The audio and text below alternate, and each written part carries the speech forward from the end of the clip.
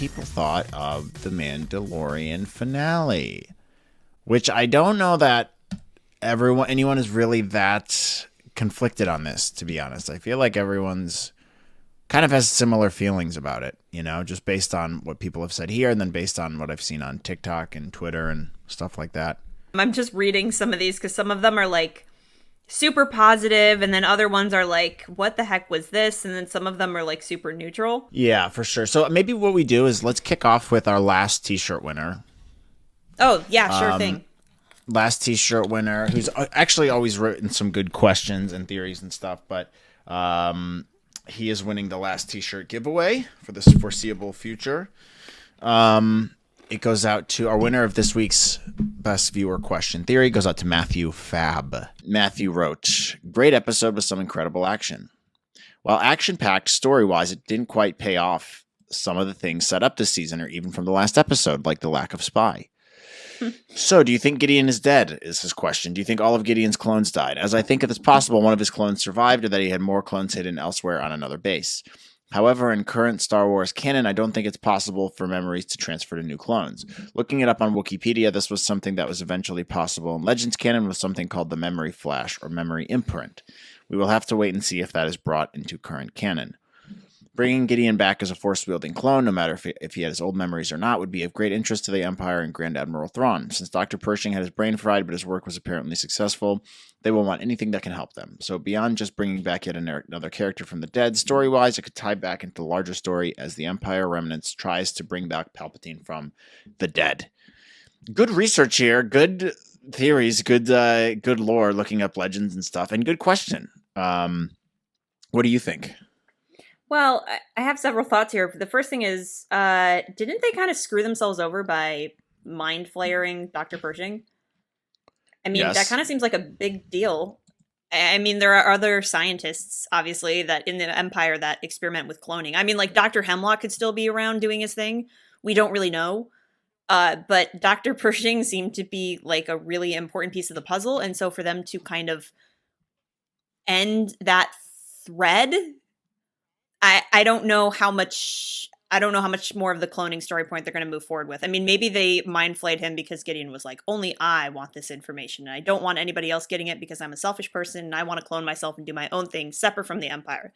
At least that's what it came off to me as. The other half of this... Yeah, but I mean, also with that is like, what was Pershing's point? What was having him in that episode for? What did Citizen Kane even get from him? I don't know. Like, that whole episode is still really gray to me, where it's like, okay, he got the cloning supplies, and then she was somehow working with the New Republic to capture him, but they weren't mad at her, and so she was on the New Republic side, but then she's also on Moff Gideon's side, and then decided to ruin his mind after getting the supplies from him. I'm sorry, it was stupid. I'm sorry, it's stupid. And now you're right, Pershing's gone. If he is completely dead, which they could always bring him back somehow. But, like, if they ruined his mind, okay, well, that kind of shoots you in the foot now for other story threads. Yeah, that's one point I want to talk about. Also, it's like they did kind of establish in the beginning of that arc with Citizen Kane and Pershing that Pershing, his whole research surrounds the fact that he takes strands of different DNA to create a new strand of DNA. Based off the Kaminoans cloning. Yeah. So it's like, I take this strand from this individual, and I take this strand from this individual to create this new type of individual, which is clearly the research that Moff Gideon stole. Also, remember a couple weeks ago when I pointed out that Moff Gideon lost his mustache? Mm-hmm. And now there are all these theories online that everybody's like, okay, so... And this seems like a bit of a stretch. And again, here are the fans doing more work than the writers. I don't know if the writers actually thought of this or actually did it because it seems less and less likely. But the fact that Moff Gideon is known to have a mustache, and yet we're seeing all these Moff Gideons without mustaches, is the Moff Gideon that died a clone? Like, was that even the original Moff Gideon? I don't know.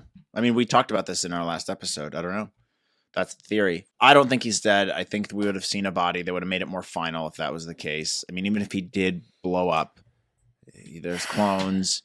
So, I mean, to your point, well, and then, like, viewer, Matthew Fab, do I think Gideon is dead? Do you think Gideon is dead? No, I don't think he's dead. Do I think all his clones died? No, I don't think all his clones died. I don't think he would have just kept them all in that one room. And also, that's bad. That's such bad storytelling if that was the case. It's also bad storytelling if you bring him back. I don't know. Like, to me, there's really no win-win scenario here. I think more of his clones survived. Yeah, probably. They probably did. Or the original Gideon's just not there. Maybe that wasn't even him. I don't know. But I mean, look, overall, this is interesting theories. I mean, it would have been of great interest to the Empire and Grand Admiral Thrawn, and you would think that they would try to tie that into Ahsoka, but who knows? Maybe they're just ending Gideon's story here. I don't think that's likely, but it's possible. I wish they would just let him die. I mean, something that doesn't really make sense to me is the fact that he's like, you killed all my clones before they could draw their first breath. Like, it was like such a dramatic moment that they made it. It came off as like, oh, Din destroyed all of them. And I don't know. I'm kind of losing faith that the writers are even thinking super creatively about this at this point. I mean, Matthew Fab has like very good thoughts here, but after the results of all these TV shows that have come out, I'm starting to doubt more and more that the writers are actually putting genuine I think he's probably put more thought into this than Jon Favreau did writing this episode. Like, I have faith that Dave Filoni knows stuff like this, but this viewer thought right here is more... It's more in depth and like thinks it through in terms of the greater story plot in the Star Wars universe than I think that this whole season was. So, I mean, look, overall, great question. Congratulations on winning. We'll be sending you a t-shirt. Please email us your details at anotherstarwarspod@gmail.com, shirt size and address, and we will get that out to you. So congrats to Matthew. They're also a great name. Matthew is a fantastic name. It literally means gift from God. So you can look that up. I am a gift from God, and so is he. Let's go through some of these other questions. Which one stuck out to you? I mean, Matthew Fab's was great. Interesting. Okay, this one from Otacon217 says, I enjoyed the finale, had some really good action scenes. Din parkour fight choreography was great. I was expecting a Pedro Pascal face reveal, so that's a little disappointing. Wanted to see Moff Gideon interrogate Din and remove his helmet. We could have got some interesting dialogue between Din and Gideon, and it would have made for a better rescue scene if Bo and Grogu had to fight together to break him out, in my opinion. Yeah, kind of agree with that. Would have made more sense. Curious what happens with the Darksaber going forward. Wondering if they can reforge it if the crystal is still fine. Not sure who the rightful owner is at this point either, since Moff Gideon kind of won the duel between him and Bo, and then Axe Woves drove an entire battleship into him. Does that mean Axe Woves technically owns the Darksaber? Or does Grogu own it because he saved Bo and Din from Moff Gideon and also Axe Woves' explosion? What do you guys think? Again, this is a perfect example of somebody putting more thought into the writing than the actual writers themselves. Like, this is a legitimate question. Who actually owns the Darksaber now? This is ridiculous. I don't know, because we know they could. By the way, the writers dug themselves into a hole here because they already established the fact that you can win the Darksaber on a technicality 2 episodes before this. So, like, yeah, this is a very valid question. Who owns it? Because Din was like, well, technically, she won it back from me in the mines of Moria. And now it's like, yeah, this question, it shouldn't be valid, but it is a valid question. Because, yeah, Axe Woves is the one who killed Gideon. So did Gideon win it from Bo-Katan earlier? So Gideon was the rightful heir to Mandalore. And then Axe Woves is now because his ship is the one that crashed Gideon. Or maybe the ship is technically the owner of the Darksaber because Axe Woves wasn't in the ship. So the Star Destroyer is actually the rightful ruler of Mandalore. I'm sorry, but like these are the stupid questions you bring up when you make someone win the Darksaber on a technicality. Sorry. And also, by the way, Otacon, great point here. Really good point. I was expecting a Pedro Pascal face reveal. Yeah, what the hell? We didn't see him once this whole season. What? He's regressed, dude. He's regressed as a character. The first season was him like questioning his beliefs. Is this really what I want to be doing? Finding this kid and being conflicted. And then the second season, he's bringing this kid to his rightful owner and he struggles with it. And he takes his helmet off at the end so we can see him, blah, blah, blah. And then he's in the Imperial base with Bill Burr and he takes his helmet off because he's fighting for something that's bigger than himself. This episode, this season, he goes backwards in time essentially. And it's like, nope, the creed is great. I love the creed. You have to have your helmet on. It's the only thing that matters. Okay, you've ruined everything that happened in the last 2 seasons. And this is illustrated by the fact he didn't reveal his face at all this season. We didn't see Pedro Pascal once, which leads me to believe he wasn't on set. He was probably busy with The Last of Us and all these other shows that he's doing. And he probably just went in and did VO work. That's probably what he did. No, that's absolutely what he did, because the body double is Brendan Wayne, John Wayne's There's grandson, two of I them. believe. Yeah. And then the I think it was mostly him. And that's part of the reason that I think why I felt so taken out of The Mandalorian, is because in the back of my head, my brain is going, that is not Pedro Pascal in the suit. And it kind of takes me out of like the believability of Din's character, because I know it's not actually him. Also, if you notice, the body doubles for Pedro Pascal have a totally different shape than him.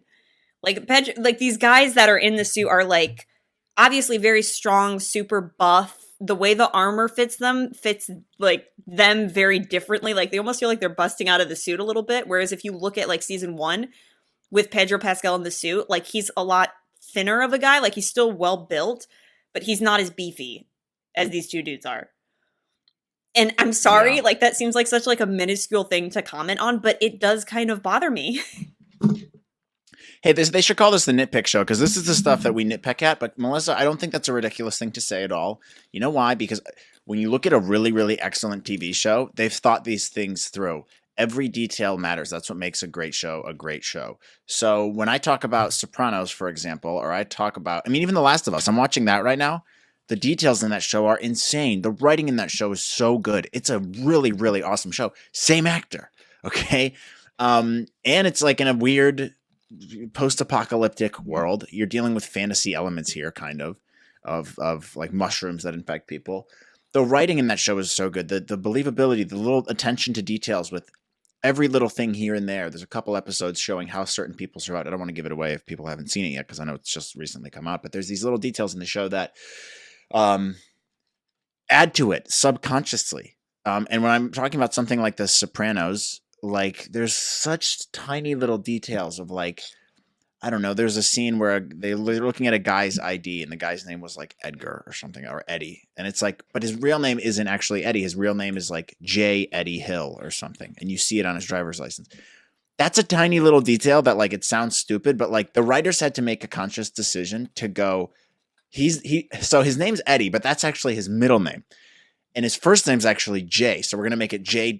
Eddie Hill or whatever. You get what I'm saying? Mm-hmm. Like, that's a tiny detail. That means they put the thought into it to make sure that, you know, it's more realistic. It's more believable. And like when you're saying, hey, these guys are more buff, like the suits are fitting them better or whatever, that's valid. Like you should think about this stuff. Otherwise, like you only have so much suspension of disbelief you can do, especially for a show like this. And if you're not paying attention to those little details and having the cohesiveness, then it feels disjointed. It feels not connected, and it feels lazy at the end of the day. It feels like these things haven't been thought through. So I don't think it's an invalid criticism whatsoever. I know it may sound to people like we're nitpicking, but I truly don't think we are. Like that's a valid thought to come up. It's just like my thought of like when they're flying down, they all have unlimited jetpack fuel. When, again, earlier in the season, the writers established they can run out of jet fuel. So why would you establish that thing and then go completely against that rule that you already established later on in the season? You know what I mean? Yeah, don't they have rules like this in television shows where they'll have like a Bible to a television show where they have to write down like continuity things or story points show Bible, or show Bible.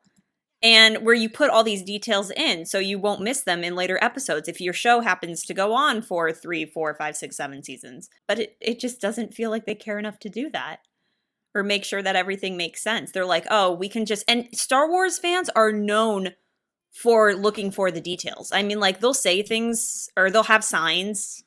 Earlier in the season, I think it was the Jack Black and Lizzo episode. Like, there's like some stuff in Arabic and fans will go and they'll translate that because they want to know what it says, or they like putting together the puzzle, little details like that. I mean, like, this is not a concept that's new to Star Wars. And so when you kind of see them just making like these lazy attempts to write a story, it is kind of frustrating because they can and they have done better. Well, I'm sorry. These are valid criticisms, though, especially with the Darksaber thing that this guy pointed out. Who's the owner of the Darksaber? I'm sorry. I mean, it's funny how he worded it. Like, oh, maybe Grogu is. Maybe, like, but that's a valid question because the writers already established 2 episodes before that you can win it on a technicality. So, like, okay, you guys purposely established that. It's a big story thread of this season. So now this doesn't need to be explained. It's the same thing with with what did I just mention? What were we just talking about? Last of Us? No, the other inconsistency here that they brought up earlier in the season. Oh, the jetpacks thing. All right. The jetpacks thing. You guys brought that up. That's in the show, Bab. Okay, they can run out of gas. They can run out of gas or whatever they run on after, I don't know, 10 seconds flying, and then Axe Woves just flies up into the atmosphere with it. No problem. I'm sorry, but you guys established that. So it's not ridiculous for us to point it out. How much jet fuel do they actually have? So I don't know. I mean, this is a really funny comment. I mean, I also agree with it. Like, I was expecting a Pedro Pascal face reveal too. It does kind of disconnect you from the character a little bit when we know what he looks like. It's also like, what a weird choice. He did it in the last 2 seasons. He's not doing it this season. Why was that? Just makes me think that the show's being cobbled together. They didn't think this stuff through, and that's frustrating. Yeah, it bothers me a lot that one of my biggest problems with the season is how much Din's backtracked as a character. I mean, like, the entire first 2 seasons were about him coming to love something more than having his helmet on. And then the entire 3rd season, it's like, okay, well, then he's just back to tier 1. He's the exact same person as he was when he first started the series. Except for less interesting. He's less interesting than he was in the first season. Truly. Yeah, I'd agree. I'd agree with that. I think that's fair. They didn't take him anywhere this season. I mean, to be fair, I don't really think they took anybody that far this season in terms of character development. Except maybe slightly with Bo. I think Bo, they did a decent job, but why? And even the thing, like, there's so many criticisms I can make about the Darksaber and like what that was happening and how that meant to her, and then her past in the other shows that she's been in.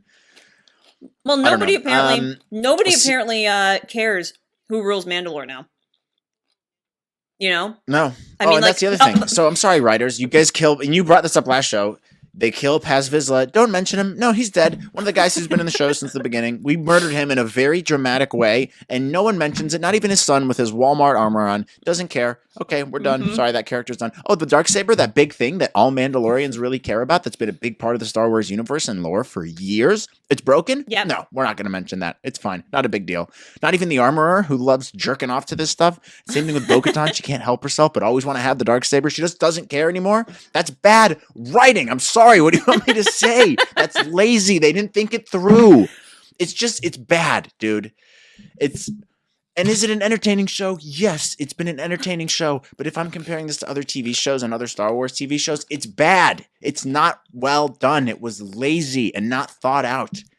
And like, I don't hate it. Like, this is the thing that, like, I'm mad that they're making me like mad about this. Yeah, because I genuinely try to be as positive as I can about Star Wars stuff. And this season is like, guys, you were on a roll last season. And you had 2 years to do this. It's the same issue with Obi-Wan, which I think Obi-Wan was a better season than this, even though it had its fair share of issues. It's like you had 2 years to do this, and like there's no reason at this point why this shouldn't be an excellent show. There is zero reason why season 3 of Mandalorian shouldn't be in the top 3 of all TV shows that are out right now. There is no reason that shouldn't be the case. And it tanked. The show tanked this season. Look at the ratings. It's not me that's the one who's complaining. It's everybody. Because what is it? 40% viewership drop. Boba Fett. The story's disjointed. Yes, 40% viewers dropped. And there's no connectivity. I'm not watching a story anymore. I'm not watching a character arc. I'm not watching Baby Grogu. You took those core elements out of the show. So of course I'm going to be sitting here going, what the hell? This could have been an awesome, amazing TV show amongst all TV shows. And they blew it. They blew it. And that's not just me talking, by the way. That's anyone who has a Disney Plus subscription who watched the show going, what the hell? Yeah. Yeah. I think the viewership speaks a lot to that specifically. I mean, I've watched some other videos of other people's opinions, and it's like the consensus generally seems to be the same. Have you seen one meme online that like was from non-Star Wars accounts about this show? Because I haven't. This was all people talked about. Mandalorian season 2, when that came out 2 years ago, people were putting Baby Grogu on everything. Was the best. Baby Yoda, Baby Yoda, Baby Yoda. Everyone loved him. The Mandalorian memes. It was like a big thing because that's how pop culture works, and that's how you know something is big and new and exciting. And you're not seeing that with this show at all. Because guess what? It's not very good compared to last season. I don't disagree, but I do feel that it's hard not to get mad because you've seen them do better, and so when they do stuff like this, I'm like, we know you're more capable because you've proved that you're more capable to write a better story. So I'm going to hold you to the fact that you can do better. But this is also and by the way, let me be clear here. I'm not a Star Wars hater. Like, I hate Star Wars fans who complain about everything because that is a big genre. They just complain about it. They'll complain about this show. They'll complain about me complaining about it. They'll be like, "Oh, you're the worst Star Wars. You don't even know lore. You didn't know who Gleb Shido was." Like, Star Wars fans are the most annoying, worst, meanest people, bullying people into the ground, like Jake Lloyd and Ahmed Best and John Boyega and Daisy Ridley. They can be really shitty people. I'm not that guy. I've never sat here and been like, these actors are the worst. Star Wars is the worst thing ever. Like, even with the sequels, I don't enjoy them, but I'm like, look, I can appreciate creative elements within them. All right, I'm still gonna look for the moments that I like. Do I think they're objectively pretty bad movies? Yes. But also with like, there's a lot of elements of the prequels that are really bad and really corny, but I still love them. And I still love Star Wars and I love the story. Right. And I love like Clone Wars and I look for the best in all these shows that we can get. And with this show, it's no different. Like, I'm going to be honest about what it could have been. And it could have been a fantastic show and it wasn't. Okay. And it's because they didn't put the work in. They didn't put the same work in that they did last season. And trust me, I'm not losing sleep over this. I'm not sitting here going, "Oh, you dang, John Favreau, damn it." I'm just like, guys, I'm frustrated is what I am. I'm like, this is just annoying because it feels like we waited 2 years for what? For a bunch of half-assed story threads. That's really what this whole season was. And like a couple elements here where they're like, "Ooh, look, we'll show him the Darksaber." Okay, yeah, that was cool. We'll put Grogu in an IG unit. Yeah, that was cool. We'll show him the Anzellans. Yeah, that was awesome. I love that. But when we're telling a story over a course of 8 episodes, which, by the way, isn't enough. You need more than 8 episodes at this point. Please increase the budget. I have no idea why you're making these shows so short. It's not enough time to tell a story, especially in a universe this vast and with the amount of story plot threads that you want to hit in every episode when you're going to Coruscant with stupid Dr. Pershing and his little friend and him getting electrocuted and making it the longest episode of the season. Nobody understands. Anyways. Sorry, I mean, it's all valid. No, it's all valid. It's all valid stuff. It's all valid stuff. I honestly don't blame you. Like we've talked about, it's a pattern. It's kind of like they've been repeating themselves over the last 3 shows. And we're not seeing any improvement there. Yeah. And that is like very concerning because then you're kind of making people a little bit more, what's the word? It's not like turned off, but they're just kind of like unmoved by Star Wars, you know? They're kind of like Star Wars stuff is happening and they're like, okay. You know? I'm not sure what the right word is there. Yeah. Unmoved is, I mean, they're just like, meh, whatever. C110P, I don't know, that's his username, wrote, I think it was the perfect finale to a bit of a wobbly season. It concluded Din Djarin's wider role as retaking Mandalore. Now he can go back to his little side missions of the week, which is what most of us liked so much about season 1 and 2.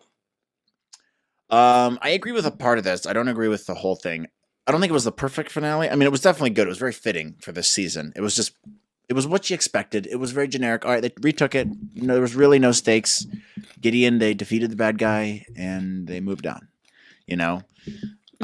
But there also really wasn't that much else going on this season. There wasn't that much B-plot, C-plot stuff going on this season that was interesting or very much gravity. And then the side missions of the week, like, yeah, I do like the side mission stuff as long as we have I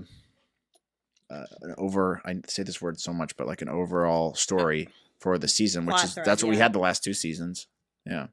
Yeah, it's just, I don't really feel like they built towards anything. Like maybe if it was something where, I don't know, like Din's like, I don't know. What if Din's whole arc was like leaving the cult?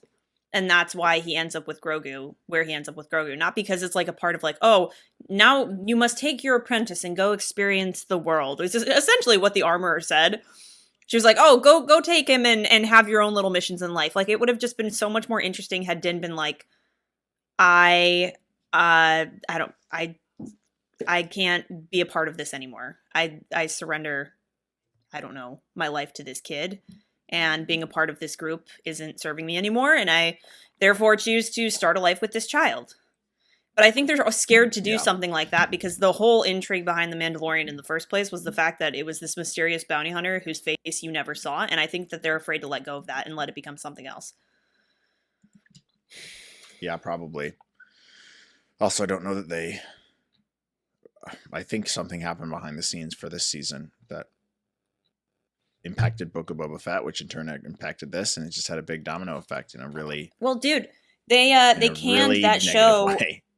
They canned that show, Rangers of the New Republic, right? Like somebody pointed out on one of my reaction videos, I think like a week ago, they were like, you can kind of tell that they're almost trying to merge some of these concepts in these other shows they had planned that got canned.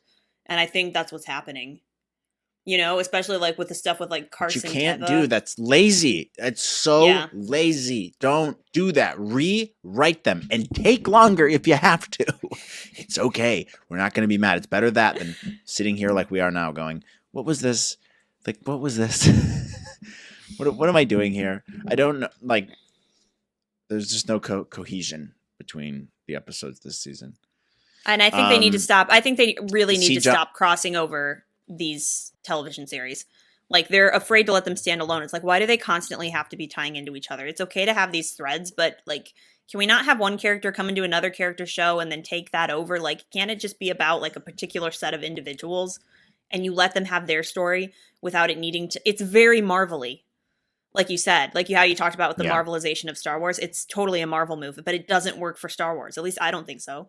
Well, not when you're not putting enough thought into it. C. Johnson 725 writes, always great watching y'all's reactions and breakdowns. Thank you. Keep it up. You guys are a great discourse to the Star Wars universe. Oh, that's very nice. Thank you very much.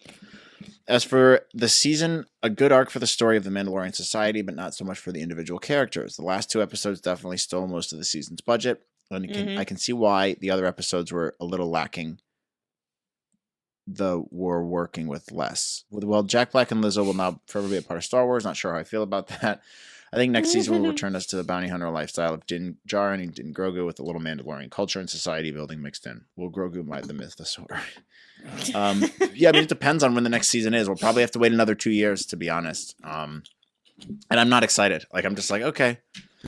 Whatever. I mean, the end of season 2, I was like, oh my God, I can't wait to see this story again. I'm going to tune in. You know, it was a great ending to that season. And then they kind of retconned it and made it unearned. And then they made this season just kind of cobbled together through a bunch of different story threads that didn't make a ton of sense or have much interest to them. Can I ask you a genuine question? Like, I'm so curious to hear your thoughts on something. Where do you think that they could actually take this story in season 4? Because I'm kind of sitting here. I'm like, I don't really know what it's going to be other than a bunch of side quests. Like, I have no idea what they're going to do with these characters in season 4. I think that was on purpose. We talked about it in our last episode, which, guys, if you haven't watched our full breakdown, go check that out. But yeah, I think that's on purpose. They ended this in a way that left it closed-ended so they can just kind of do whatever they want next season. You want to hear the truth, though? I don't really care. I'm going to have to wait another 2 years for it anyways, so I'm not going to get my hopes up that it's going to be this banger of a season. It's like this killed my momentum for Mandalorian. This season did. I'm like, okay. Yeah, I don't. It'd be great to see him again. Like, Din Djarin's a great character, but they didn't focus on him enough this season. They didn't show us how cool of a guy he was. We didn't get to see his face at all. He regressed as a character, which is so strange to me.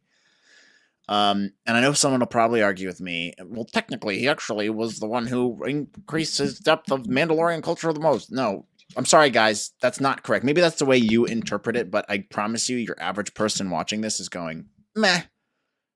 Not that interested. Sorry. Lord Splitawig wrote, amazing, absolutely amazing.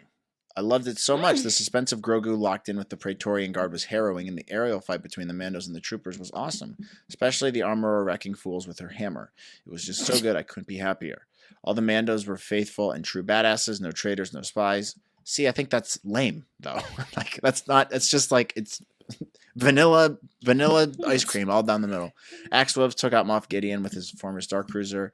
Woot woot. Yeah, I guess, dude, that's interesting. I guess Axe Wolves is the ruler. Star Cruiser. Yeah, he is the ruler. Killed Gideon with his own ship too. Yeah, that is cool. But I mean, you know, I'm glad you enjoyed it, Lord Splitawig. That's awesome. By the way, I enjoyed the episode. It was an entertaining episode. But it's just looking at the season as a whole, I'm just going, okay. Really not much to it, you know. after they put so much effort and thought and interest and intrigue into the second season, and then to see them come and just kind of like half-ass the season plot here. I don't know. What do you think? Are you happy with the ending, I suppose?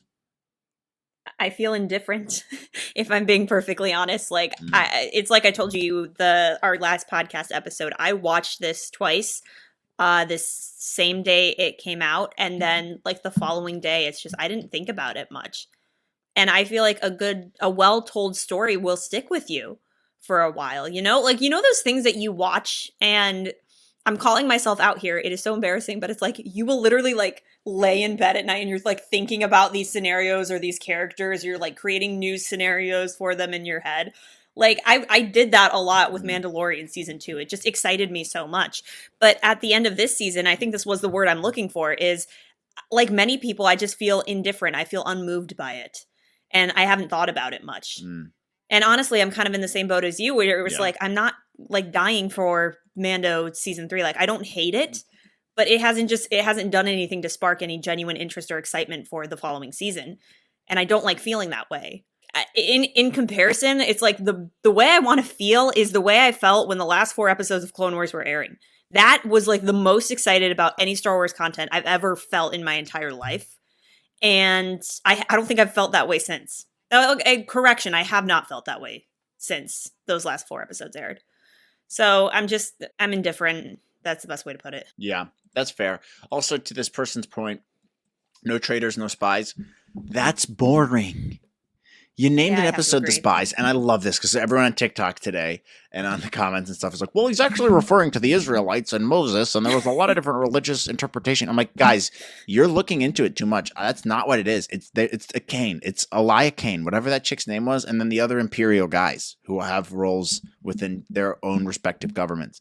That's what it's referring to. It's not referring to do you think the writers really thought that much? I made a comment today. I'm like, look, they didn't think that deep. And I truly don't think they did, because of the stupid stuff like the jetpacks running out of fuel and who's the owner of the Darksaber and the technicality. There wasn't that much thought put into the entire season. So I highly doubt they're putting that much thought into the episode titles about Moses and the Israelites, which, by the way, dude, that's stupid. If that's what you're doing, you're trying a little too hard. If you're going, The Spies actually refers to the Israelites and Moses in the desert. Like, okay, you're reaching with that at best, dude. Yeah, I hate saying this, but the fans are putting way more work. I mean, dude, all the theories leading into the finale were so much more interesting than what we got. I mean, even all the theories on Maul, it sounded ridiculous, but it was 10 times more interesting than the way it actually ended up panning out. So, yeah, I agree. Cheetan Ratikan or Keaton, whatever the person's name is, they comment on these a lot. They just wrote, Din and Grogu fight together was awesome. Perfect finale. Just wanted it to be longer. Yeah, the length again. Why was it not? If it was longer, I think I would have liked this episode a lot. If it was longer. They went from one scene to the next so quickly that you didn't have time to process what was even going on, which I think was a huge mistake. And why? Why? I know that they shot some of these scenes were probably longer than what they actually were, and they had to cut them down. Why are you cutting down the episode to 42 minutes? We have attention spans. We want to see this stuff. I'm interested in it. Again, I'm going to bring it back to The Last of Us, another great Pedro Pascal show. It's definitely better than Mandalorian season 3. One of those episodes is like the second episode's like an hour and a half. Mm-hmm. It's on HBO, and it was awesome. I didn't want the episode to end. I was like, dang, this episode's so good. And there was episode 3, which is like a heart-wrenching episode. Beth was crying during it, okay? That's good TV. That's the kind of emotions you want to evoke from people. And their episodes are longer. They let you sit in these scenes. They don't spoon-feed you stuff. They're not jumping around because they think you have a short attention span. So... yeah, I agree. I wish the episode would have been longer. I wish the whole season would have been longer, and I wish the episodes in each season, each episode in the season would have been longer too. Actually, side note, really quick, you should play the Last of Us video game because I think you'd really like it. I've watched the gameplay. It's like one of the most popular games out there, and the TV show definitely differs in a lot of aspects from it. But if you like the TV show, I highly recommend you play the game, especially if you like stuff like Red Dead Redemption. Cool. I'll check it out. Well, who said? Oh, Fran Gucci wrote, this finale played it very safe to me. I feel there was something There should have been something more in the end, like a post-credit scene revealing a big surprise. Not Thrawn necessarily, but there was no risk taken in this finale. And while it was good, I feel a tiny bit let down as I have with this season overall. I think that's well said. It did play it very safe. I think that's a good way of putting it. It played it very safe. There was no risks at all. It was just kind of like right down the middle, very vanilla. Cool stuff. Cool fight scenes. Grogu and Din being together. Great stuff. I enjoyed that. But you're right. It was just very safe. And it just ended and I'm like, okay, cool. And that's kind of how I felt about every episode this season. I was like, okay, cool. Yeah, there's not really much to say there. Pinky Davis wrote, I liked it. Had some cool fighting in it. The fight with the Mandos and the Dark Troopers in the air was off the chain. Glad there was a happy ending in this one. Can't wait for season 4. Great. Glad you loved it, Pinky. That's awesome. Oh, wow. Ike wrote, not the best season of Mando. Hopefully it's the worst, but it was wrapped up in a satisfactory fashion. Looking back, the only piece that didn't fit the puzzle was all the crap on Coruscant.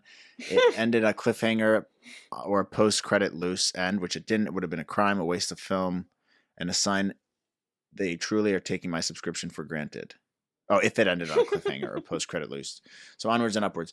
Question, do you think the finale would have benefited as a two-parter, or was it best to wrap up this slow blaster-dragging season in one episode?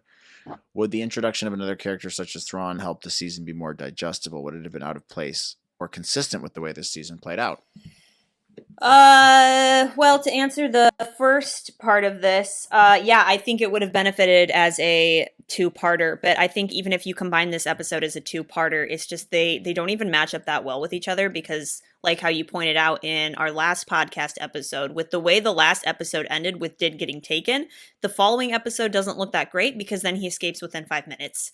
So I feel like had they merged it into 1 hour and a half long episode, I feel like there would have been, they wouldn't have been looking at it from a writing standpoint as we are writing one episode that's 40 minutes and we're writing another episode that's 40 minutes. I think they would have looked at it as a 1 hour long story. And I think the writing would have benefited if the writers had actually looked at the episode as just one thing as opposed to these two parts of one big finale, if I'm making sense there. The other half of that is, I think they could have sprinkled hints of Thrawn throughout this season. I think one big downfall of this entire season is the fact that Moff Gideon literally came out of nowhere in the last 3 episodes.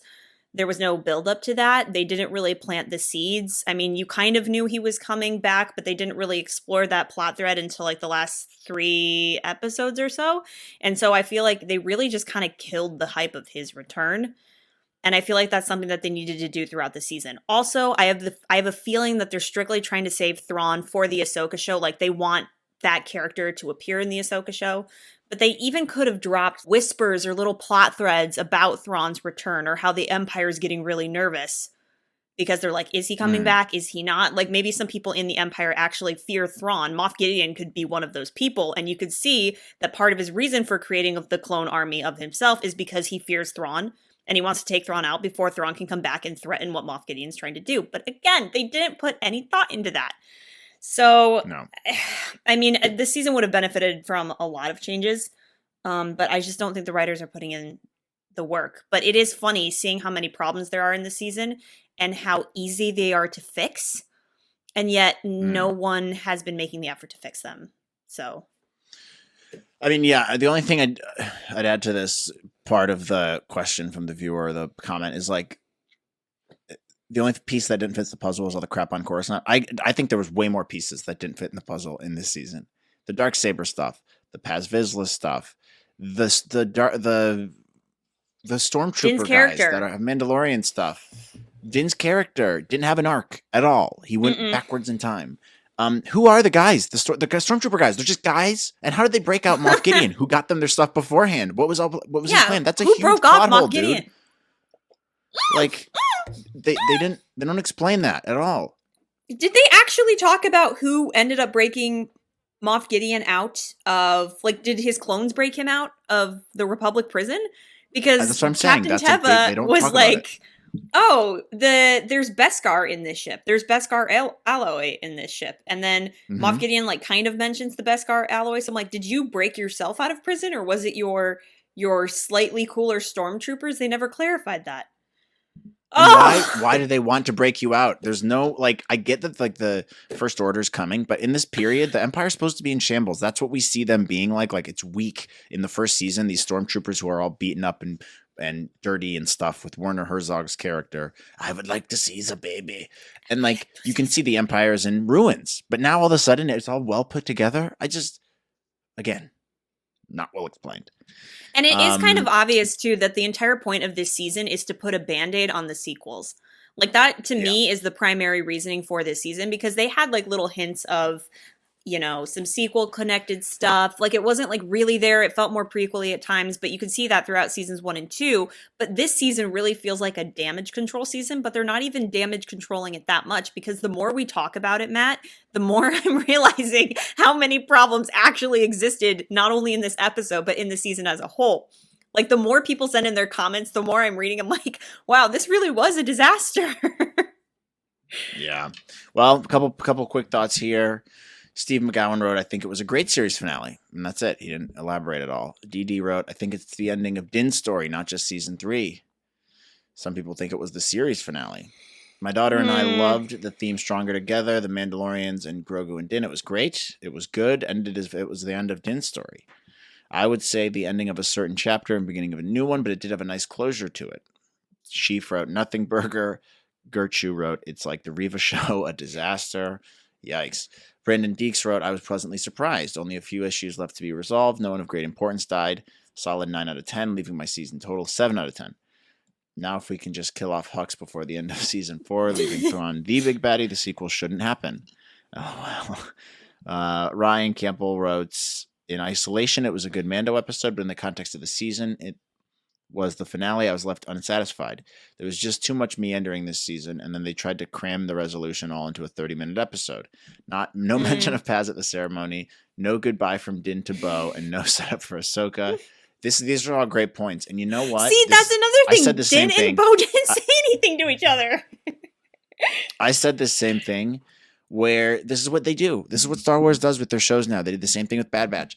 They hold all their stuff, and they go, here's a little bit of cool stuff at the beginning. And then they hold it all, and then there's in between. So between episodes 2 through 7 in this case, they're just like, hey, yeah, go on your adventures. You can just watch this stuff. And then they save it all for the end, and then at the end they go, blah, look at all this stuff. Let's fit it all in right now, and let's make it a 40-minute episode for some reason. And then really rush it the whole time.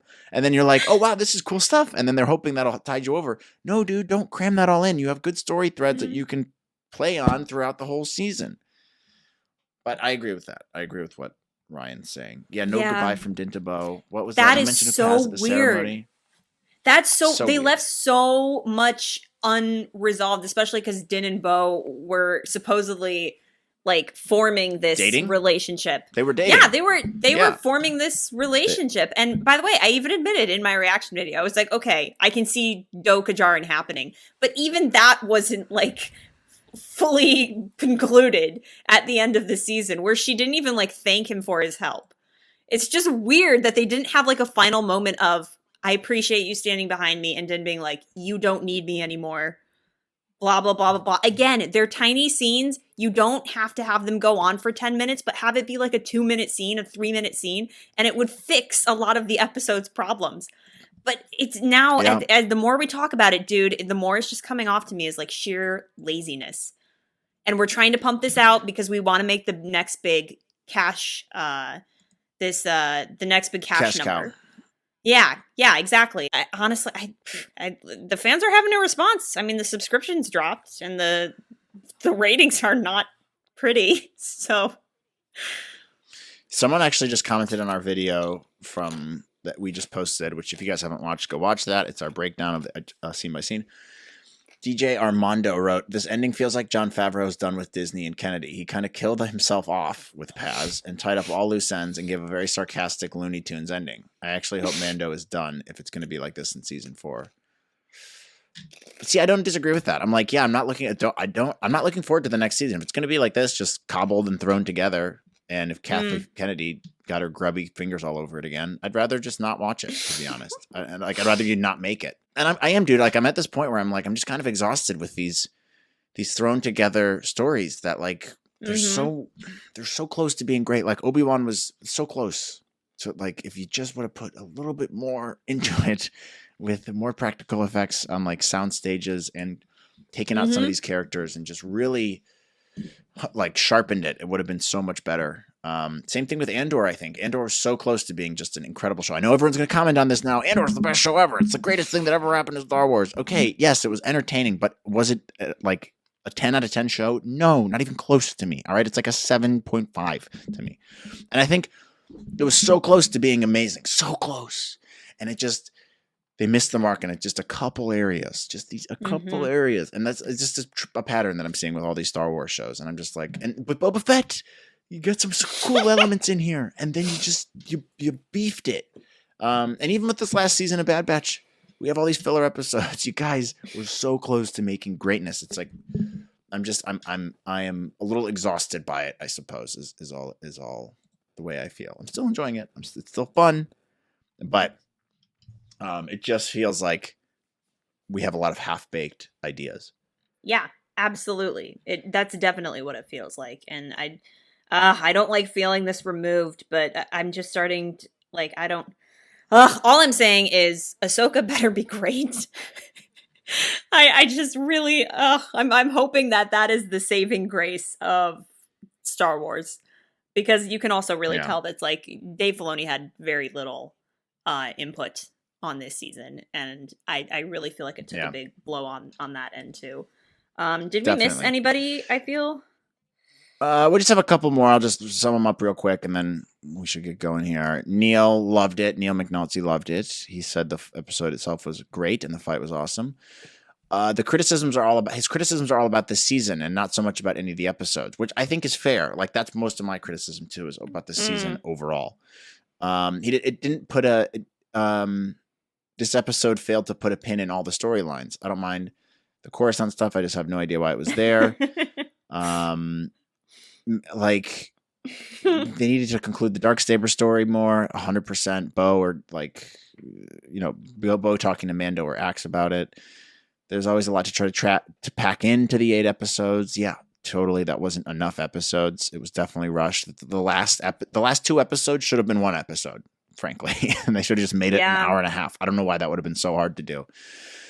One thing he didn't like was the corporate influence at work. Yep, definitely. It didn't save the finale. This is the franchise like season 2 finale, but he's excited about the future of Star Wars, which he definitely wasn't for a long time.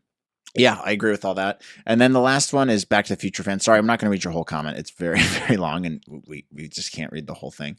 But there's some good points in here, which kind of covers a lot of the stuff that we talked about. The spies meaning plural. That was obviously who, like Citizen Kane was definitely the spy person. Back to the Future fan liked how it wasn't the armor wasn't the spy. See, and she or he is referring to the Book of Numbers where Moses sent men to spy out the land of Canaan. See, I think people are reading into this too much. We already talked on this. I don't think that's what this means. But that would have been interesting. But I bet you if you asked the writers, they'd be like, yeah, totally. That's what we were thinking about when we wrote that. No, it's about Citizen Kane, I think. Mm-hmm. Gideon making clones of himself the whole time, even back in season 2, episode 4, where they're in those back to tanks, were those clones of Gideon and were they supposed to be force sensitive? Yeah, I agree. They didn't talk about this at all. Blah, blah, blah. The Darksaber hilt was made out of Beskar. There's no way that it crushed that easily. Very fair point. Very fair point. Yeah, did we bring that up in one of the previous questions? Sorry, there's a bit of a delay. Yeah, we brought that up last episode.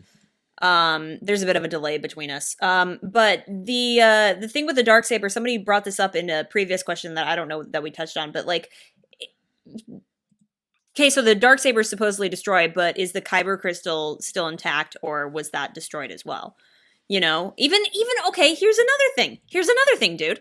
The whole thing with like Tar Vizsla being the first Mandalorian Jedi.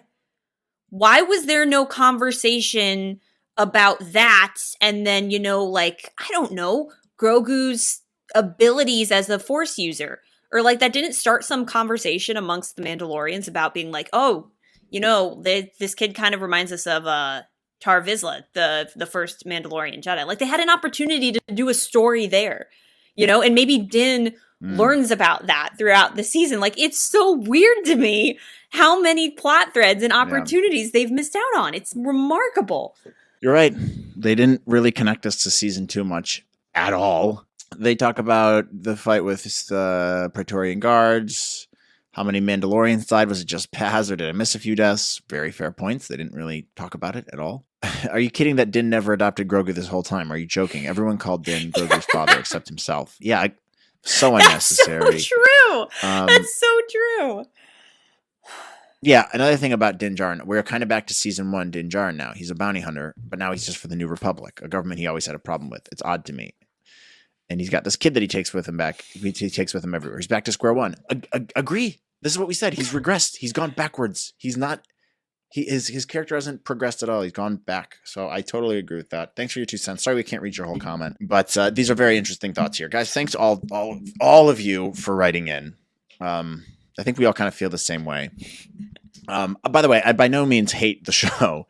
I just think it's fair to have these criticisms. I'm frustrated with it because, like, you're bringing up this stuff too. They didn't talk about the lore of the Darksaber at all, and Grogu, and like how he's tying more into Mandalorian culture. They didn't explore these things at all because they're busy playing bocce ball with Lizzo and Jack Black on this planet, giving people keys to the city and knighting Grogu for some reason that I still don't understand.